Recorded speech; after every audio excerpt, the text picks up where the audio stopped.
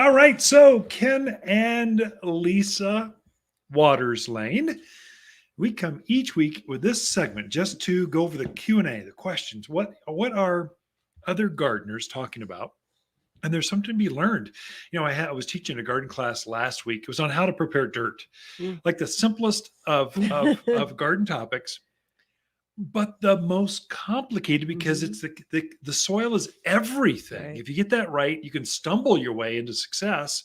Ask any Midwest gardener. You don't have to be a gardener. You have to be able to chuck your hat out in the garden and watch it grow because the soil is so ripe for so vigorous, so easy. We saw that in Northern California. You just try and it goes. Here you can have that same experience, but it's got to be, you got to get the soil right. And so that when the class was done, I was mobbed by like 15 people wanting to know more of the question. They were really into it. That's and good. some folks just hovered around the edges just to listen Mm-hmm. to the conversation. They didn't have a question, just wanted to learn from Sure. other folks.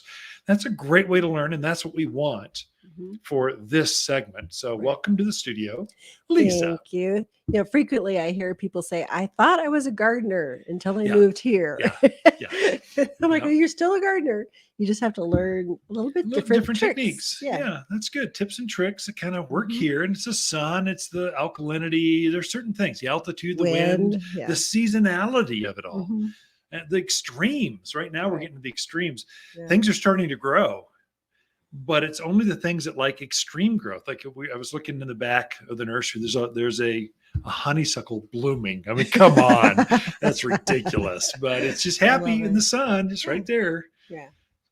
All right. So we do have some questions kind of relate to that. So Richard in Prescott was pruning his maple tree. Yeah. And noticed that it was really sapping, almost like water pouring out of the tree sapping. Wants to know, should he be concerned about that? Should he use prune seal or just let it do its thing? So there's a couple things. Now, the book would say when you make a cut, seal it with that black pruning paint. There's a special kind of paint you put on there. We've got it in spray form. Where there's one with a can that's got a brush on it. I kind of take the middle ground. So some folks say you have to do it with every cut. Others say, oh no, it seals in the disease. I don't know. There's all this debate going on. Really, what I personally have found works. I did a whole bunch of pruning this week. I did not seal one of them, including maples. I noticed that with the boxwoods too. They were the grapes. They were bleeding out like that. I didn't seal them because there's no bugs right now. There's no disease. There's no pestilence roaming around. Not very much. And so I'm more worried about a fungal thing getting in there starting to eat that live tissue. Well, by the time those things are active, it will have scarred over or dried out. So at first it's quite alarming when this tree starts to, you see the sap running down out of this wound. Right. I think it's okay. That evening it will cool right down. The sap will slow. And I think it will seal itself or scab over by itself. I don't think there's any need. If it's really running and you're worried, come in. We've got some pruning paint. Put it on there. It'll stop that. That's also why we say to prune in the winter. When it's cold, the sap is less likely to be running at that point. Or if it is during the day, it cooled down that evening. And then it slowed it right down. Yeah. So in the summer, definitely you want to seal it. Right. When you're pruning your roses, anything bigger than a pencil, you want to seal that because there's a little beetle that comes in that lays her eggs, and it's a cane borer. There's some things that happen, but for just basic fruit trees, shade trees, you're probably fine. I wouldn't worry about it, Richard. If you do really want to worry about it, play it safe, come in and get some paint. Yeah, that's easy. All right. Jennifer in Prescott Valley planted a peony in a pot last spring. Yeah. She has not trimmed it back yet, but she wants to know, is now the time to fertilize? Jennifer, I'm proud of you. You went and planted a peony in a pot. That's garden-esque. That's like, that's out there. Usually everyone puts them in the ground or raised beds, but they're very pretty. In a container. They got this ferny foliage. They bloom in the spring. They got all this foliage is really pretty. I think that's a great way to go. Now in the winter, they die back to the ground. So you can just whack that thing right off, just right as close to the pot as you can. And then probably give it a good watering when you're all done. You might even add a little fertilizer on top, but before you water it. So take some of that all-purpose plant food and sprinkle some of that and water it in, and you'll probably see the new peony eyes coming up within 2-3 weeks. I mean, we're almost there. So go ahead, don't worry about it. It's hard to kill a peony. They've got roots that go down to minus some crazy cold that we never see. So it'll be just fine. Yeah, right. Enjoy. You do bring up a good point of watering it. So I'm finding people have not watered. Yeah. And we really have not had a significant amount of moisture since Christmas. Yeah, before it's been Christmas. A long time. So it really would be a good time to get your hoses out or run your system. Those things need some water. When right before we had that crazy cold, like 10 days ago, I was out there. I was shivering, had lots of layers on, took the hose. I didn't want to turn the irrigation on. I just took the hose and watered all the containers mainly, or the brand new plants. I just put them in, like November. I watered those because a hydrated plant will go through that like it was nothing. Right. A dry plant, dry and cold, that's never good for plants. So it's kind of an insider tip for you. Okay.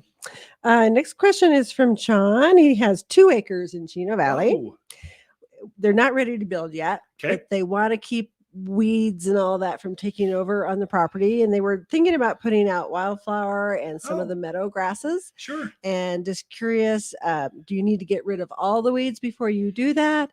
And is now a good time to do that? Now is the ideal time to put wildflowers out. I mean, by the end of February, when your timing's peak window right now. So go ahead, whether it's wild grasses or wildflowers, for them, a meadow mix. Actually, for them, Chino Valley, 2 acres. We've got a wild, like Western native grass, like what you see growing on the side of the road, the good stuff, not the tumbleweeds and the trashy, the good things. That would be great. It's a taller grass, gets up maybe knee high or so. It would for sure shadow or block out all the other weeds. I'm not sure about some bull thistle, some of these really nasty weeds, horehound. Right. Maybe that's hard, but even those like to see the sun. So these are tall enough and they're aggressive enough, they'll block things out. So I would say absolutely time to do it. Go for it. If you can get the weeds out of there, as many as you can, because once you start putting food and water and you start nurturing this garden space, you'll be amazed. Wildflowers grow, everything starts growing. So if you can, Richard, kind of take some of that. Or was that John? Chino Valley. I remember that. Sean. You blended it all together. Yep, there we go. Got a lot of things going through my head. So anyway, I would say get rid of the weeds and go for it. I think you're fine. So you could probably even, if you wanted to mix some wildflowers in with that revegetated mix, you could, right? I mean, poppies, they get pretty tall. Echinaceas, gaillardias. These are tall wildflowers. I mean, some of the smaller ones, like little daisies and stuff, they might get shadowed out, but they'll seed and they'll reach towards the base of those grasses and they'll start sprouting up at the feet of those grasses. So often you see in a meadow, you'll see taller grasses, shorter grasses, lots of different kinds of flowers. And I would think it'd be beautiful to take the Arizona mix. We make a special Arizona wildflower mix and put that in with your grass and just kind of put them in the same baggie, shake and bake them, just kind of shake them around, mix them all up, and then spread that throughout the yard. Make sure that you're putting some mulch on top of that seed or the birds will find the seed highly attractive. You don't want to put the world's, especially the grassy kind of seeds, they're bigger seeds. You don't want the birds eating your seeds. So especially the crows. Yeah. The crows are out in full force right now. They've been harassing our dogs. What are you crows doing? Come see us for more. We are out of time and we'll help walk you right through there. Sean from Chino Valley. Appreciate it. Hey, don't go anywhere. We'll be right back after this.